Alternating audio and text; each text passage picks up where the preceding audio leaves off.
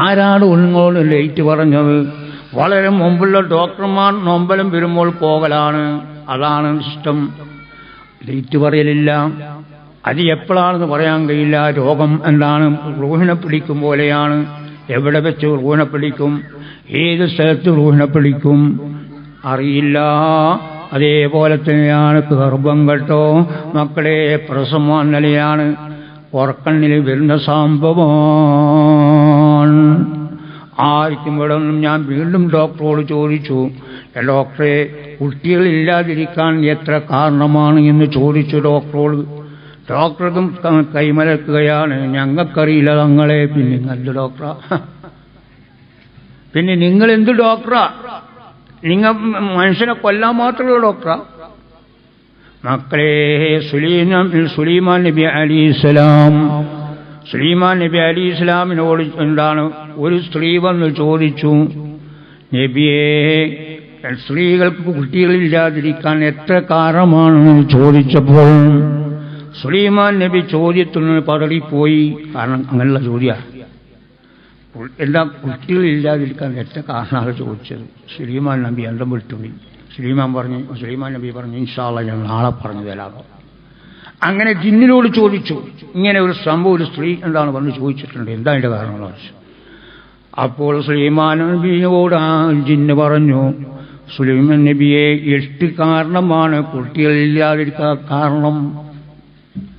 8 കാരണമാണ്.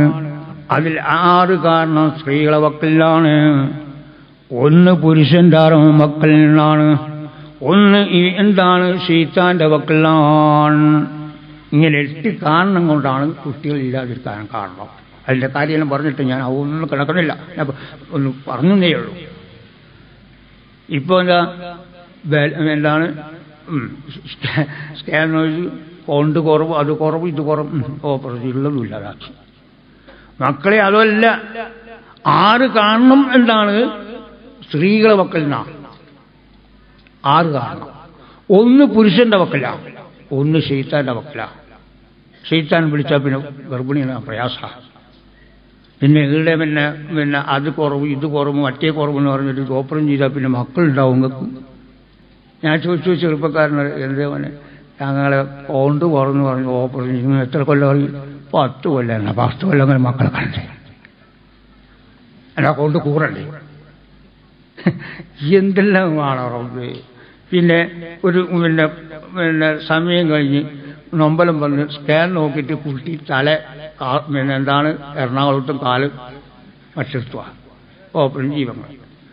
പിന്നെ നൊമ്പലം വന്ന് നോക്കുമ്പോൾ ഡോക്ടർ പറഞ്ഞ് കുട്ടീൻ്റെ തലയിൽ നിന്നല്ല, കുട്ടി അതിൻ്റെ ഉള്ളിൽ മൂത്രയിച്ചും കാശിക്കുകയും ചെയ്യും. ഞാൻ പറഞ്ഞു, എല്ലാം മോനെ എന്താ ഉമ്മാൻ്റെ എൻ്റെ ഗർഭാശം ക്ലോസിറ്റാ. ചിരിക്കാൻ പോലെയൊന്നുമല്ല, സംഗതി പറയാം ഞാൻ. ഉമ്മാന്റെ എന്താണ് ക്ലോസിറ്റാണോ കുട്ടിക്ക് മൂത്രയിക്കാനുള്ള സ്ഥലം? അത് സുബ്ഹാന ജല്ല ജലാൽ. എന്ത് മണ്ടത്തല ഈ ഡോക്ടർമാർ പറയുന്നത്. കയ്യിന്നില്ലെന്ന കയ്യില്ലാന്ന് പറഞ്ഞാൽ മതിയില്ലേ? ഈ കാഷ്ടിക്കണം മൂത്രയിക്കണം പറയണം. ഈ 9ാം മാസത്തിലാണ് കാഷ്ടിക്ക് മൂത്രയിക്കണം. അപ്പം 4ാം മാസത്തിൽ മൂത്രയിക്കണ്ട, 5 മാസത്തിൽ മൂത്രയിക്കണ്ട. എന്തൊരു മണ്ടത്തല. ഇവർ പഠിച്ചിട്ട് എങ്ങനെയാ പോയി എന്നറിയില്ല. മക്കളെ പൊക്കിൽ കൂടിയാണ് എല്ലാ ഭക്ഷണ സംഗതി കൊടുക്കുന്നത്, വായിൽ കൂടിയല്ല. ഇതറിയാത്ത ഡോക്ടർമാർ എന്തിനാ ഇത് ചെയ്യണം? ഇത് പൈസയാണ്, പൈസ ലക്ഷ്യമാണ്. ഞങ്ങൾക്ക് പൈസ കൂട്ടണം, അത്രേ. നിങ്ങൾ മരിച്ചാൽ എന്ത്, മരിച്ചില്ലെങ്കിലേ ആലോചിക്കണം. വെറുതെ അല്ല. ബഹുമാനമുള്ള മോമിനിങ്ങളെ സാധാരണ നിലയാണ് 9 മാസം 9 ദിവസം. ഏറിയാലും ഒരു ചോദ്യമില്ലേ, ഉമ്മാന്റെ വയറ്റിൽ എത്ര കിടക്കാം? നിങ്ങളൊന്ന് പറഞ്ഞേ. ഉമ്മാന്റെ വയറ്റിൽ ഒരു കുട്ടി 12 മാസം വരെ കിടക്കാണ്. 2-3 വർഷം കിടന്ന ചരിത്രമുണ്ട്. ഉമ്മാന്റെ വയറ്റിൽ എത്ര കിടക്കുന്നോ അത്ര കണ്ട് നല്ലതാ, ബുദ്ധിശക്തി കൂടുന്ന. ചെറുപ്പക്കാരെ മനസ്സിലാക്കണം ഉമ്മാമാരെ. പക്ഷെ ഈമാൻ വേണം. അല്ലെങ്കിൽ ഇപ്പം ഭർത്താക്കന്മാരും മൗലാർ എങ്ങ വേണമെന്ന് നടന്നോന്ന് പറഞ്ഞു, ഞങ്ങൾക്ക് ഒന്നും കഴിയില്ലാന്ന് പറയാം. 12 മാസം ഇളന്റെ ജീവന വ്യത്യാസമാണ്. ഇനി 12 മാസമൊക്കെ മാനമുള്ള മോമിനികളെ സൂക്ഷിക്കണം. 12 മാസം വരെ എൻ്റെ സ്വന്തം അമ്മായി ആ അമ്മായി എന്താണ് 9 മാസം വേദന വന്ന് പ്രസവിക്കുന്ന 12ാം മാസമാണ്. ഓക്കെ, 12ാം മാസത്തിലാണ് പ്രസവിക്കുന്നത്. ബഹുമാനമുള്ള വിദഗ്ധമായവരാണ്. അന്ന് എൻ്റെ ഭാര്യ എല്ലാം പ്രസവിച്ച വീട്ടിലാണ്. അന്ന് ഒരു മുസ്ലിം സ്ത്രീയുണ്ട്, മാധവി എന്ന് പറയും. ആ മാധവി ഏതെങ്കിലും ഒരു സ്ത്രീ, പ്രസവമുള്ള സ്ത്രീ ഇങ്ങോട്ട് നടക്കാൻ പാടില്ല. ആ പെണ്ണങ്ങ് പറയും ആ പെണ്ണിന്റെ കുട്ടി ആൺകുട്ടിയാണ്. എത്ര കറാമത്താണ്!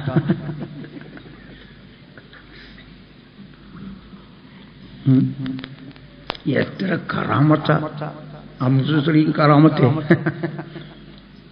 പിന്നെ ഒരു സ്ത്രീ ഇങ്ങനെ നടക്കുമ്പോൾ പറയും ആ എന്താണ് ആ പെൺകുട്ടിയാന്ന് പറയും. ആ ആ സ്ത്രീ അങ്ങ് പറഞ്ഞാൽ കറക്റ്റാ. 12 എന്ന് പറഞ്ഞാൽ 12 തന്നെ. മാനമുള്ള മൂന്നി അതാണ് വിദഗ്ധമാണെന്ന് പറഞ്ഞത്. നാട്ടുപോട്ടല്ല, വിദഗ്ധമായതതാ. കാരണം അതെന്താണ്, ചിലപ്പോൾ അതിലും ഒരു നല്ല ആരെങ്കിലും മുസ്ലിമായോ ഉസ്താദമായോ എന്തെങ്കിലും പൊരുത്തം കിട്ടിയിട്ടുണ്ടാവും. ആ എത്രയോ ഹോസ്പിറ്റലുകാർ ആ സ്ത്രീയെ വിളിച്ചിട്ടുണ്ട്. എന്നാ മാത്രമല്ല, ആ സ്ത്രീ പ്രസവിക്കുന്ന സമയത്ത് എന്നോട് ചോദിച്ചു, തങ്ങൾക്ക് ഫീസത്ത് മാല അറിയോ? ഓ അറിയാം. തങ്ങൾക്ക് മഞ്ഞക്കുളം മാല ഇവന്റെ വാപ്പോ. തങ്ങൾക്ക് പിന്നെ ഉള്ളാളം മാല അറിയുമെന്ന് ചോദിച്ചു. ബദർമാല അറിയുമെന്ന് ചോദിച്ചു. എല്ലാം ചോദിച്ചു. അറിയാം. അത് തങ്ങൾ ചൊല്ലിക്കൊള്ളാം, നല്ല പ്രശ്നമുണ്ടാവും. എന്തൊരു പെണ്ണാണ്! മാനമുള്ള മുഅ്മിനീങ്ങളെ ഇങ്ങനെ ആലോചിക്കണം. അതാണ് വിദഗ്ധം. ആ എത്രയോ ഡോക്ടർമാർ ആ നിൽക്കും. മാത്രമല്ല, എന്റെ ഭാര്യ ആദ്യത്തെ പ്രസവിച്ച കുട്ടി കാലാവാണ്. നിങ്ങളുടെ കാല് വന്ന് ഓപ്പറേഷൻ ചെയ്യൂലേ? ആ സ്ത്രീ എന്താണ്, അത് വിദഗ്ധമാണ്. കാല് എന്താണ് ആ നിലക്ക് ചെയ്ത് എന്താണ് ഉള്ളിലേക്ക് കയറ്റിയതിന് ശേഷം കുട്ടി തിരിഞ്ഞു വരുന്നൊരു സമയമുണ്ട്. ആ സമയത്തേയുടെ പ്രസവം ഉണ്ടാവും. നേരത്തെ എന്താണ് ഓട്ടോറിച്ച് തിരിഞ്ഞു പോലും നേരത്തെ വന്ന് തിരിയലല്ല, അതിനൊരു സമയമുണ്ട്. ആ സമയത്ത് തന്നെയാണ് കുട്ടി തിരിഞ്ഞു വരിക എന്നല്ലാതെ നേരത്തെ വന്ന് തിരിഞ്ഞു നിൽക്കലല്ല കേട്ടോ. അങ്ങനെയുള്ളൊരു സിസ്റ്റമല്ല അള്ള വെച്ചിട്ടുള്ളത്. ബഹുമാനമുള്ള മോമിനീങ്ങളെ ആലോചിക്കണം കേട്ടോ. എന്താണ്, കുട്ടി തിരിഞ്ഞു വരുന്ന ഒരു സമയമുണ്ട്. ആ സമയം റബ്ബിന്റെ അടുത്തേ ഉള്ളു കേട്ടോ. കാരണം വേലിയേറ്റം, വേലിയിറക്കം, ഇറക്കത്തിലാണ് പ്രസവമുണ്ടാകും.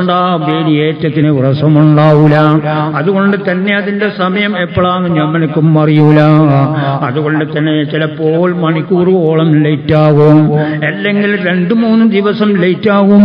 അതുപോലെ 4ാമത്തെ ദിവസം പ്രസവമുണ്ടാവും. മക്കളെ നിങ്ങളൊന്ന് സൂക്ഷിക്കണം ചെറുപ്പക്കാരെ. എന്താണ്, വേദന വന്നു കഴിഞ്ഞാൽ പെട്ടെന്ന് ഒരു പ്രസവം ഉണ്ടാവാം എന്നുള്ള സാധ്യതയും ഉണ്ട്. പക്ഷേ ചിലപ്പോൾ റബ്ബിന്റെ കയ്യിലാണ്. കാരണം അവിടെ എന്താണ്, നക്ഷത്രത്തിന്റെ ഒരു പ്രശ്നമുണ്ട്. ആ നക്ഷത്രം എന്താണ്, അന്നലക്കുള്ള നക്ഷത്രമാണെങ്കിൽ അതിലെന്താണ്, ഓപ്പറേഷൻ ചെയ്താൽ കുട്ടിയുമ്മയും മരിച്ചു പോകും. അപ്പം ചിലപ്പോൾ നമുക്ക് എന്താണ്, രാവിലെ പ്രസവത്തിന് മുമ്പിലെ വേദന കഴിഞ്ഞാൽ ചിലപ്പോൾ രാത്രി 2:30 അല്ല 3:30 4:30 5:30 അങ്ങനെ പോകും. കാരണം വേദി ഇറക്കം വരണം. അതുവരെ അങ്ങ് പോകും. വേദന വന്നോണ്ടും പോയിക്കൊണ്ടും വന്നോണ്ടും പോയിക്കൊണ്ടും അങ്ങനെ പോകും. ചിലപ്പോൾ ശൈത്താൻ പൊളിച്ച വേദന വളരെ സൂക്ഷിക്കണം. ആ സമയത്ത് എന്താണ്, യാസീൻ ഓതി വെള്ളം കൊടുത്താൽ അപ്പം നല്ല പ്രസവം ഉണ്ടാവും. അതാണ് ചില ഉമ്മാമാർ, പഴയ ഉമ്മാമാർ പറയും, മോളെ നീ പുറത്തു പോകരുത്, സമയമില്ല ആ സമയത്ത് പുറത്തു പോകരുത്, യാത്ര ചെയ്യരുത്. അതൊന്നും ഞങ്ങൾക്ക് പ്രശ്നമല്ല ഉമ്മ, പ്രശ്നം വേണ്ട. ഇവിടെയാണ് പ്രശ്നം. പ്രസവിക്കുന്ന സമയത്ത് വേദന വന്നോണ്ടും പോയിക്കൊണ്ടും വന്നോണ്ടും പോയിക്കൊണ്ടും. അപ്പം എന്താ, ബഹുമാനമുള്ള മുഅ്മിനീങ്ങളെ, എത്ര സംഭവങ്ങളാണെന്നറിയോ. ഒരു ചെറുപ്പക്കാരൻ എന്നും 10 മാസമായി, 9 മാസം 9 ദിവസമാണല്ലോ, 10 മാസം കഴിഞ്ഞു എന്നോട് പറഞ്ഞു, തങ്ങളെ ഇന്ന് വരെ പ്രസവം 9-10 മാസമായി തങ്ങളെ. ഇപ്പം എന്താ വേണം, എന്താ ഞങ്ങൾ ചെയ്യേണ്ടത്? എന്തു ചെയ്യാനാണ്, അള്ള തന്നല്ലേ, എന്തു ചെയ്യാനാ? സമയമാകുമ്പോൾ പ്രസവം ഉണ്ടാവും. പിന്നല്ലാതെ ഇപ്പം എനിക്ക് എന്നെ കൊണ്ടുപോയിട്ട് കയറണമെന്ന് പറഞ്ഞാൽ ഞാൻ കുറ്റക്കാരനാവൂലേ? ബഹുമാനമുള്ള മുഅ്മിനീങ്ങളെ, അങ്ങനെ എന്തായി, 10 മാസം കഴിഞ്ഞ് 10 മാസം 9 മാസം ദിവസമാകുമ്പോൾ അന്നെന്താണെന്ന് അറിയാം, എന്താണ് പെരുന്നാളാണ്. അന്ന് ആ കുട്ടിക്ക് എന്താണ് പ്രസവവേദന. എന്നോട് പറഞ്ഞു തങ്ങളെ, ഞാൻ പറഞ്ഞില്ല എൻ്റെ സമയാമയ പ്രസവം ഉണ്ടാവും, സമയാമയ നമ്പലം വരും, നമ്മളും നിങ്ങളും തിരക്കല്ല, അതിനൊന്നും കാര്യമില്ല. അപ്പം ഞാൻ എന്നോട് ചോദിച്ചു തങ്ങളെ ഞാൻ ഭാര്യ കൊണ്ടുപോയിക്കൊന്നു. പക്ഷേ ഒരു കാര്യമാണെങ്കിൽ ഓപ്പറേഷൻ ചെയ്യരുത് കേട്ടോ, ഓപ്പറേഷൻ ചെയ്യേണ്ട ആവശ്യമില്ല, സമയമാകുമ്പോൾ പ്രസവം ഉണ്ടാവും. അത് എപ്പോഴാണെന്ന് എനിക്കോ അറിയില്ല. അങ്ങനെ ഡോക്ടറെ അടുത്ത് കൊണ്ടുപോയി. ഡോക്ടറെ അടുത്ത് നോക്കിയിട്ട് പറഞ്ഞു ഉപ്പോ കുട്ടിയും മരിക്കും ഉമ്മയും മരിക്കും എന്ന് പറഞ്ഞു. അപ്പം ഓൻ പറഞ്ഞു മരിച്ചോട്ടെ എല്ലാ പ്രശ്നം. ഇപ്പൊ കുട്ടിയും ഉമ്മ മരിക്കും എന്ന് പറഞ്ഞു. ആ മരിച്ചോട്ടെ എന്ന് പറഞ്ഞു ചെറുപ്പക്കാരൻ. ഞാൻ അതേ പറഞ്ഞില്ലേ, ചിലപ്പോൾ ഡോക്ടർ പറയും കേട്ടോ മരിക്കുള്ളൂ, നീ അതിലൊന്നും പെടണ്ട, അതല്ല ഇബിലീസിന്റെ പണിയാണ്, അവർക്ക് എന്താണ് ആ നിലക്ക് ഇതാക്കാൻ വേണം, അതുകൊണ്ട് നീ വിഷയത്തിൽ നിന്ന് പെടണ്ട. അപ്പൊ ഡോക്ടർ പറഞ്ഞ് ഉമ്മയും മരിക്കും എന്റെ കുട്ടിയും ആ മരിച്ചോട്ടെ, എന്നിട്ട് പ്രശ്നം. ഡോക്ടർക്ക് നിങ്ങൾക്ക് പറഞ്ഞില്ലെങ്കിൽ ഞങ്ങൾ വേറെ കൊണ്ടുപോവാം. അല്ല മാസം ആയിക്കോട്ടെ, മാസം കഴിഞ്ഞോട്ടെ, അല്ലാതെ മാസം കഴിഞ്ഞില്ല ഞമ്മ എന്താക്കാനാ. ഡോക്ടർ അന്തം വിട്ട്. ഡോക്ടർ ഞങ്ങൾക്കുള്ള അപ്പൊ എന്നോട് ഫോൺ ചോദിച്ചിട്ട് പറഞ്ഞു തങ്ങളെ എന്താക്കണം. ഞാൻ പറഞ്ഞു അടുത്തുള്ള ഹോസ്പിറ്റലിൽ നീ പോയിക്കോളൂ, ഒന്നും പഠിക്കാനില്ല, സമയമേ പ്രശ്നം ഉണ്ടാവും, ഒന്നും പഠിക്കാനുള്ള സമയം തിരിച്ച് കുട്ടികളും തിരിഞ്ഞ സമയമുണ്ടാകും. രാവിലെ 10:30 മണിക്ക് അമ്പലം വന്നതാ. ഞാൻ സാധാരണ ഫോൺ ചിലപ്പോൾ ഓഫിലാണ്, ഇതെന്തോ കാലക്ക് നല്ലതായി. അങ്ങനെ 2ാം ഹോസ്പിറ്റലിൽ പോയാൽ പറഞ്ഞ് കുട്ടി തിരിയുന്നില്ല, മറിയുന്നില്ല, കുട്ടി ഉമ്മ ഇപ്പം വരും. ആ മരിച്ചോട്ടെ ഡോക്ടറെ, മരിച്ചോട്ടെ. അല്ല ഓപ്പറേഷൻ ചെയ്യാതെ ഒരു രക്ഷയില്ല, കുട്ടി അത് വേണ്ട, അത് ഏതായാലും വേണ്ട, നിങ്ങൾക്ക് കഴിയും നിങ്ങൾക്ക് പറഞ്ഞ പറയുന്നതാണ്. 6 മിനിറ്റ്. 3ാമത്തെ എന്താണ് എന്നോട് വീണ്ടും ചോദിച്ചു തങ്ങളെ എന്താണ്. ഞാൻ പറഞ്ഞു മോനെ സമയമായിട്ടില്ല, സമയം എന്നുമുണ്ട്, ആ വേലി ഏറ്റിറക്കാം, ആ സമയത്ത് ഉണ്ടാവും, നീ യാസീനോദിക്കോ, നല്ല ബദരീകൾക്ക് യാസീനോദിക്കോ, ഇൻഷാ അല്ലാഹ് എല്ലാം സമയം. വീണ്ടും ആ 3ാമത്തെ ഹോസ്പിറ്റലിൽ പോയി. ഡോക്ടറും അതെന്തന്നെ വീണ്ടും എന്നോട് ചോദിച്ചു തങ്ങൾ എന്താ. ഞാൻ പറഞ്ഞു ഒരു ഹോസ്പിറ്റലിൽ വിഷ്ല എന്ന് പറഞ്ഞ ഒരു സ്ഥലത്തുണ്ട്, അവിടെ പോയി പ്രസവം ഉണ്ടാവും. അവിടെ പോയി ചെന്ന് ഡോക്ടർ പരിശോധിച്ചു, ഒന്നും ഒരു പ്രശ്നമില്ല, ഇപ്പൊ പ്രസവിക്കുന്നതാണ്. എന്താ നോക്കി, കുട്ടിക്ക് ഒരു പ്രശ്നമില്ല, ഇപ്പോൾ പ്രസവിക്കുന്നതാണ്. 1/2 മണിക്കൂറിൽ പ്രസവിച്ചു, നല്ല സുഖപ്രസവം. അപ്പം വേലി ഇറക്കാം. 2:30 മണിയായി, ഉച്ചക്ക് 10:30 മണിക്ക് മൊബൈൽ 2:30 മണിക്ക്. ഇതാണ് ഈ നിലയാണ്. അദ്ദേഹം പറഞ്ഞെന്താ മരിക്കുന്നു, മരിച്ചോട്ടെ, എന്താ പ്രശ്നം, ജനിച്ചാൽ മരിക്കില്ലേ, എന്താ പ്രശ്നം. ആ ഉമ്മയും അങ്ങനെ തന്നെ. തങ്ങൾ പറഞ്ഞില്ല, അപ്പൊ ഞാനില്ല. എന്താ പിന്നെ തങ്ങളെ കുറ്റം പറയാം. ബഹുമാനമുള്ള മുഅ്മിനീങ്ങൾ, അതാണ് ഈമാൻ. ഞാൻ പ്രത്യേകം നിങ്ങൾ പറഞ്ഞു വരുന്നെന്താ, ഇന്നെല്ലാം നമ്മൾ ഈമാനില്ലാത്ത ഒരു കാലമാണ്. അതെല്ലാം യന്ത്രത്തിന്റെ പിന്നാലെ പോയി ജീവൻ കളയുന്ന ഒരു കാലമാണ്. അതുകൊണ്ട് ഞാൻ പ്രത്യേകം നിങ്ങളോട് പറയുന്നു, 9 മാസം 9 ദിവസം സാധാരണല്ല, ഏറിയാൽ 12 മാസം വരെ പോവാ. കാണുന്നില്ലേ എൻ്റെ അമ്മായി, ബഹുമാനമുള്ള മുഅ്മിനീങ്ങളെ, എന്നോട് ആ അമുസ്ലിം സ്ത്രീ പറയാണ് തങ്ങളെ, നിങ്ങൾ അമ്മായിന്റെ മുഖം ഇന്ന് വരെ ഞാൻ കണ്ടിട്ടില്ല. ഓക്കെ, എന്താ ഞാൻ ചോദിച്ചു, പ്രസവ സമയത്തോ? തങ്ങളെ ആ ഉമ്മ പ്രസവിക്കാം എന്താണ് വന്നു കഴിഞ്ഞാൽ റൂമിൽ എന്താണ് പ്രസവ റൂമിൽ പോയി അങ്ങ് കിടന്നു. അതിന്റെ ശേഷം എന്താണ് മുഖം മുഴുവനും മൂടിയതിന്റെ ശേഷമാണ് എന്നെ വിളിക്കുക. ആ ഉമ്മാന്റെ മുഖം ഇന്ന് കണ്ടിട്ടില്ല. പോരാ, ഉമ്മ ഇന്ന് വരെ ഒരൊറ്റ ഡോക്ടർമാരും കണ്ടിട്ടില്ല. അത്രയും എന്താണ് അല്ലാഹുവിനെ പേടിച്ച ഒരു ഉമ്മയാണ് കേട്ടോ. അത് തന്നെയാണ് ഈമാൻ ഉമ്മ. അത് തന്നെയാണ് ഇന്ന് എത്ര മക്കളെ സ്ത്രീകൾ, ഇനി എത്ര സ്ത്രീ ഉമ്മങ്ങന്മാർ, എത്ര അമുസ്ലിം സ്ത്രീകളെ മുമ്പിൽ മറഞ്ഞു നിന്നവർ. ആലോചിക്കുക കേട്ടോ. ഉമ്മ ഇന്ന് വരെ ആ ഉമ്മ ഉണ്ടായി ഒരൊറ്റ ഡോക്ടറെയും കണ്ടിട്ടില്ല, കാണാൻ ഉദ്ദേശിക്കലുമില്ല.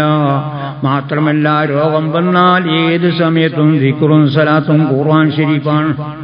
ഒരൊറ്റ ഒരു ഹോസ്പിറ്റലും ഒരൊറ്റ ഒരു ഉമ്മ എന്താണ് കുട്ടിയും വിളിക്കില്ല. എന്തിനേറെ പറയുന്നു, സ്വന്തം മക്കള് വരെ ശബ്ദം എടുത്ത് വിളിക്കുന്ന പരിപാടി ഉമ്മാക്കില്ല. മാത്രമല്ല മക്കളെ, സ്വന്തം എന്താണ് മക്കള് പോലും എന്താണ് ശബ്ദം എടുത്ത് വിളിക്കൂല. കൈ മെല്ലെ എന്താണ് നിങ്ങൾ കുട്ടിയാണ് വിളിക്കാൻ. എന്തൊരു ഉമ്മയാണിത്.